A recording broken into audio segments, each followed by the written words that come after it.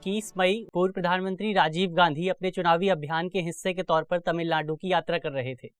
वो अपनी जनसभा के लिए कुछ लेट हो गए थे। रात के तकरीबन 10 बजे जब वो अपनी जनसभा में पहुंचे तो लोग उनकी तरफ दौड़ पड़े। लोग उनसे मिलना चाहते थे। हालांकि प्रधानमंत्री की सुरक्षा टीम ने लोगों को रोकने की कोशिश की, लेकिन प्रधानमंत्री ने उन्हें आने की इजाजत दे दी। इन्हीं में से एक थी श्रीलंका के उग्रवादी समूह लिट्टे की सुसाइड बॉम्बर। इस घटना के बाद प्रधानमंत्री की मृत्यु हो गई। इसके बाद जांच शुरू हुई और लोगों को गिरफ्तार किया गया। लोगों को सजा भी हुई। अब इस पूरे घटनाक्रम में एक नया मोड़ सामने आया है। हाल ही में सर्वोच्च न्यायालय ने संविधान के अनुच्छेद 142 का उपयोग करते हुए इस पूरे हत्याकांड में दोषियों को रिहा करने का निर्णय लिया है। आज इस वीडियो के माध्यम से हम इसी विवाद को समझने की कोशिश करेंगे, जानेंगे कि संविधान का अनुच्छेद 142 क्या है और इस संबंधित तमाम पहलुओं को भी समझने की कोशिश करेंगे। मेरा नाम है अक्षय और आपका स्वागत है दृष्टि IAS की इस नई वीडियो में। वीडियो शुरू करते हैं और सबसे पहले आज वीडियो की रूपरेखा को समझ लेते हैं, यानी उन डायमेंशंस की बात कर लेते हैं जिनके माध्यम से हम अपनी चर्चा को आगे बढ़ाएंगे। सबसे पहले हम खबर यानी न्यूज़ देखेंगे। इसके बाद इस पूरे विवाद की पृष्ठभूमि को समझने की कोशिश करेंगे। साथ ही अनुच्छेद 142 को भी समझेंगे, उसके अर्थ को समझेंगे, उसके प्रावधानों को समझेंगे और इस अनुच्छेद के उद्देश्य और महत्व पर भी बात करेंगे। इसके बाद इससे संबंधित कुछ मामलों को जानेंगे। इससे संबंधित क्या महत्वपूर्ण मामले रहे हैं सर्वोच्च न्यायालय के समक्ष, उन पर बात करेंगे और साथ ही इस अनुच्छेद के स्कोप को भी समझने की कोशिश करेंगे। अंत में इस पूरे विवाद के निष्कर्ष पर बात करेंगे और एक प्रश्न पर भी चर्चा करेंगे जिसे आप मेंस के स्तर पर सॉल्व करने की कोशिश कर सकते हैं। ये पूरा विषय सामान्य अध्ययन प्रश्न पत्र 2 और सामान्य अध्ययन प्रश्न पत्र 3 से संबंधित है। आप इसे शासन व्यवस्था और न्यायपालिका जैसे खंडों से जोड़कर देख सकते हैं। वीडियो शुरू करते हैं और सबसे पहले आज अपनी खबर देख लेते हैं। आज की हमारी खबर इंडियन एक्सप्रेस के एक्सप्लेन्ड सेक्शन से है। खबर है the content and scope of article 142 invoked by Supreme Court, यानी सर्वोच्च न्यायालय ने आर्टिकल 142 का जो उपयोग किया है उसका कंटेंट क्या है, उसका अर्थ क्या है और उसका स्कोप क्या है। इस पूरी खबर में हम इसे जानने की कोशिश करेंगे। अब आगे बढ़ते हैं और सबसे पहले इस पूरे विवाद की पृष्ठभूमि को समझ लेते हैं। ये पूरा मामला शुरू हुआ 21 मई 1991 को। हमने देखा कि इस दिन लिट्टे के जो सुसाइड बॉम्बर थी उन्होंने प्रधानमंत्री की हत्या कर दी एक सुसाइड बॉम्ब के माध्यम से। हत्या के बाद कई लोगों को गिरफ्तार किया गया। उन्हीं में से एक थे पेरारी वल्लन। इनको गिरफ्तार किया गया और हाल ही में इनकी रिहाई का निर्णय लिया गया है सर्वोच्च न्यायालय ने, और इसी को लेकर ये पूरा विवाद खड़ा हुआ है। इनको गिरफ्तार किया गया और उसके बाद 1998 में इन्हें मृत्युदंड की सजा दी गई, लेकिन इस सजा को 2014 में उम्र कैद में बदल दिया गया। इसके बाद इन्होंने 2015 में संविधान के अनुच्छेद 161 का इस्तेमाल करते हुए तमिलनाडु के राज्यपाल से क्षमादान की याचिका की। संविधान का अनुच्छेद 161 किसी भी राज्य के राज्यपाल को किसी भी सजा को कम करने, सजा को माफ करने या उसे निलंबित करने का अधिकार देता है। इसके बाद सितंबर 2018 में तमिलनाडु सरकार ने सभी 7 कैदियों जिन्हें इस पूरे मामले के तहत गिरफ्तार किया गया था उन्हें रिहा करने की सिफारिश दी। किसे दी? राज्य के राज्यपाल को दी। इसके बाद जनवरी 2021 तक राज्यपाल ने इस पूरे विवाद पर कोई निर्णय नहीं लिया, यानी लगभग 3 साल तक ये मामला ऐसे ही अटका रहा। इसके बाद सर्वोच्च न्यायालय ने राज्य के राज्यपाल को चेतावनी दी कि अगर वो इस संबंध में जल्द ही कोई निर्णय नहीं लेते हैं तो उन्हें हस्तक्षेप करना पड़ेगा। इसके बाद फरवरी 2021 यानी 1 महीने बाद तमिलनाडु के राज्यपाल ने यह पूरा विवाद राष्ट्रपति को हस्तांतरित कर दिया और राष्ट्रपति ने भी अभी तक इस पूरे विवाद पर कोई निर्णय नहीं लिया है। यही कारण है कि सर्वोच्च न्यायालय ने हाल ही में संविधान के अनुच्छेद 142 का उपयोग करते हुए इन कैदियों को रिहा करने का निर्णय लिया है। अब इस मामले में संविधान का अनुच्छेद 142 क्या कहता है और उसका क्या प्रावधान है उस पर बात कर लेते हैं। तो हम जानते हैं कि किसी भी देश की जो न्याय प्रणाली होती है उसका प्राथमिक उद्देश्य लोगों को समयबद्ध तरीके से न्याय प्रदान करना होता है, लेकिन कभी कभी कानूनी जटिलताओं के कारण देश का जो जस्टिस सिस्टम होता है वो काफ़ी स्लो हो जाता है। ऐसी स्थिति से निपटने के लिए और लोगों को समयबद्ध तरीके से न्याय प्रदान करने के लिए सर्वोच्च न्यायालय को कुछ एक्स्ट्रा ऑर्डिनरी पावर्स दी गई हैं। वो पावर्स संविधान के अनुच्छेद 142 में शामिल हैं। संविधान के अनुच्छेद 142 के मुताबिक सर्वोच्च न्यायालय अपने क्षेत्राधिकार में संपूर्ण न्याय प्रदान करने हेतु कुछ आदेश पारित कर सकता है। यानी अगर सर्वोच्च न्यायालय को लगता है कि किसी मामले में संपूर्ण न्याय यानी कंप्लीट जस्टिस प्रदान करने के लिए कुछ आदेश पारित करने की जरूरत है तो वो अनुच्छेद 142 के तहत वो आदेश पारित कर सकता है। इस तरह से हम कह सकते हैं कि इस अनुच्छेद का प्राथमिक उद्देश्य ऐसे मामलों में कार्यवाही करना है जहां पर सामान्य कानून के माध्यम से न्याय प्रदान करना संभव नहीं होता है। यानी अगर किसी सामान्य कानून के माध्यम से न्याय प्रदान करना मुश्किल हो रहा है या न्याय प्रदान करने की प्रक्रिया में काफ़ी बाधा आ रही है, वो प्रक्रिया काफ़ी लंबी हो रही है, तो सर्वोच्च न्यायालय इस अनुच्छेद का उपयोग करके लोगों को न्याय प्रदान कर सकता है। इसके अलावा अक्सर ये कहा जाता है कि justice delayed is justice denied, यानी अगर न्याय प्रदान करने में देरी हो रही है तो उसका स्पष्ट अर्थ है कि आप न्याय प्रदान नहीं कर रहे हैं। और ये अनुच्छेद इसी न्याय प्रदान करने के लिए, लोगों को जल्द से जल्द समयबद्ध तरीके से न्याय प्रदान करने के लिए सर्वोच्च न्यायालय को कुछ एक्स्ट्राऑर्डिनरी पावर्स प्रदान करता है। तो अब इस प्रावधान के उद्देश्य और इसके महत्व पर बात कर लेते हैं, यानी ये प्रावधान क्यों जरूरी है। तो हमने देखा कि कभी कभी न्याय प्रणाली में ऐसी असामान्य स्थितियां यानी एक्स्ट्राऑर्डिनरी सिचुएशंस उत्पन्न हो जाती हैं जब देश का जो वैधानिक कानून है, जो प्रचलित कानून है, उसके माध्यम से लोगों को न्याय प्रदान करना संभव नहीं होता है।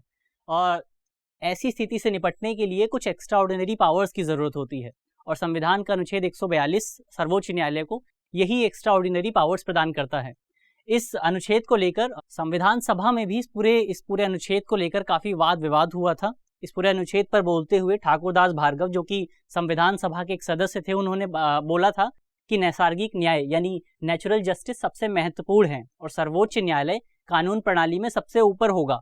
ऐसे में उसे इस प्रकार के कानून पारित करने का अधिकार होना चाहिए जो नैसर्गिक न्याय प्रदान करने के लिए आवश्यक हो, यानी सर्वोच्च न्यायालय को ऐसा अधिकार होना चाहिए जो नेचुरल जस्टिस के लिए आवश्यक है, यानी सर्वोच्च न्यायालय को नेचुरल जस्टिस देने का अधिकार होना चाहिए। अब बात कर लेते हैं कि इससे संबंधित कुछ मामले क्या क्या हैं और उन मामलों के माध्यम से इस अनुच्छेद का क्या स्कोप निकल के आता है, हमारे सामने इस अनुच्छेद का क्या दायरा निकल के आता है। तो इस संबंध में सबसे पहला मामला 1962 का है। ये मामला है प्रेमचंद गर्ग बनाम आबकारी आयुक्त का।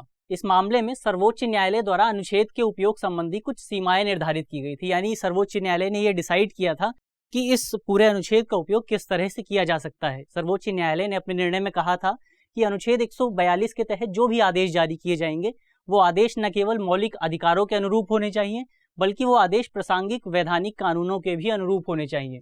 यानी सर्वोच्च न्यायालय ने अनुच्छेद 142 के तहत जो भी आदेश जारी किए जाते हैं उन पर कुछ सीमाएं लागू कर दी थी। इसके बाद हमारे सामने 1988 का भी एक विवाद है। ये विवाद है AR अंतुले बनाम RS नायक और अन्य। इस विवाद में सर्वोच्च न्यायालय ने 1962 के विवाद की पुष्टि की थी। हालांकि अंतर ये था कि 1988 के इस मामले में 7 जजों की बेंच थी, जबकि 1962 के इस मामले में केवल 5 जजों की बेंच थी।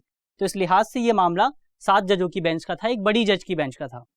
इसके बाद 1991 का भी एक मामला हमारे सामने आता है। ये मामला है यूनियन कार्बाइड कॉरपोरेशन बनाम भारत संघ का मामला।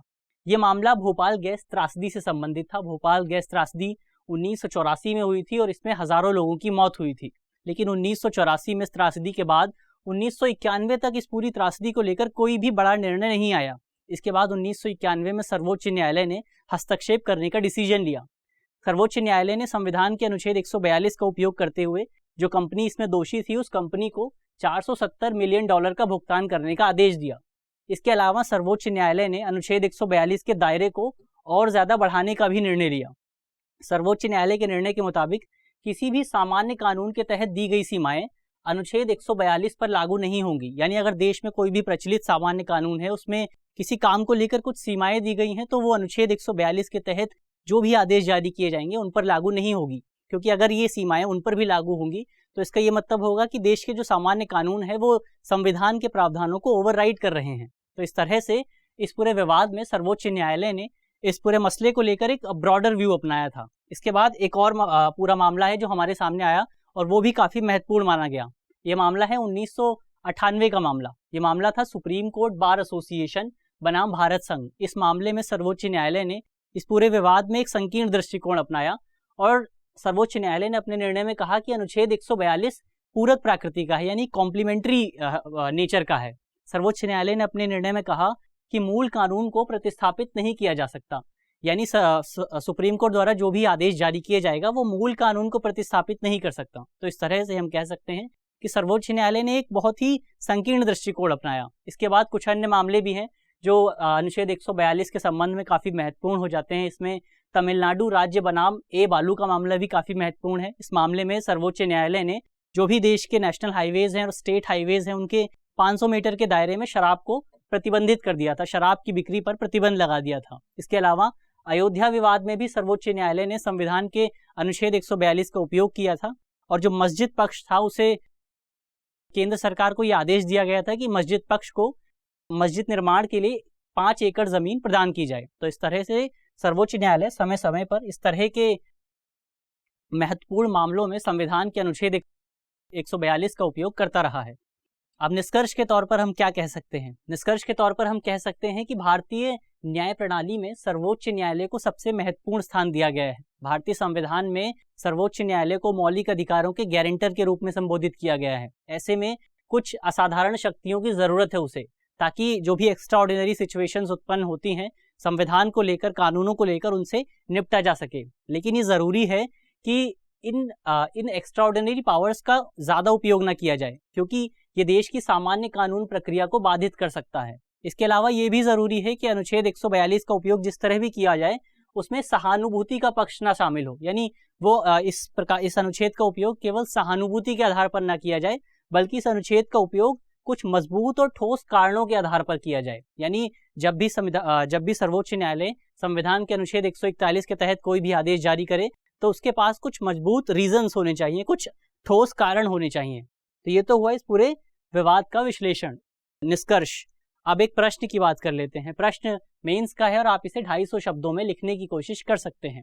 प्रश्न है, कुछ उदाहरणों की सहायता से संविधान के अनुच्छेद 142 के तहत सर्वोच्च न्यायालय को दी गई शक्तियों के दायरे का परीक्षण कीजिए। यानी सबसे पहले आपको इसमें कुछ ऐसे उदाहरण प्रस्तुत करने हैं, कुछ मामलों के उदाहरण देने हैं जो ये बताते हैं कि संविधान के अनुच्छेद 142 के तहत सर्वोच्च न्यायालय को जो शक्तियां दी गई हैं उसका क्या दायरा रहेगा। मुझे आशा है कि आपको इस विवाद से संबंधित तमाम पहलुओं को समझने में मदद मिलेगी, और अगर आपके प्रश्न पत्र में इससे संबंधित कोई भी सवाल आता है तो आप उसे आसानी से हल कर सकेंगे। धन्यवाद।